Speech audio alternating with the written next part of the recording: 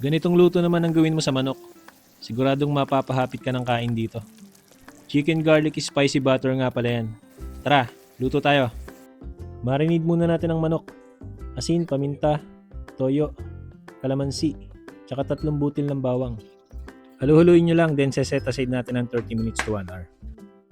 After marinade nyan, piprito na natin. Yan. Seared lang natin both side. Then pag ganyan ang itsura nyan, set aside uli natin.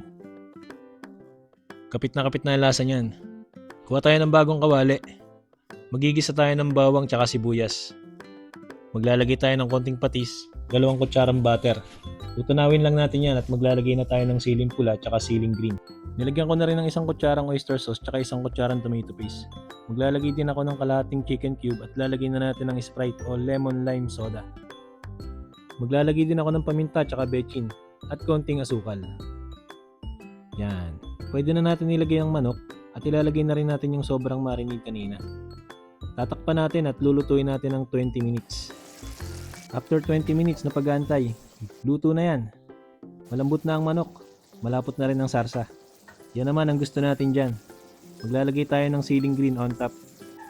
At ayan, maganda ka na ng kanin tsaka tubig at spicy nga yan. Naglagay pa ako ng butter at ilalagay ko yan sa sizzling plate para naman meron tayong konting presentation. Gusto ko kasi merong konting smoky flavor. Pero kayong bahala, pwede namang hindi na. Masarap na yan, sigurado ako. Pang ulam, pang pulutan, pwede yan. Sayang nga lang at hindi makakain ng mga bata. O siya, paano? Hanggang dito na lang. Salamat sa panonood.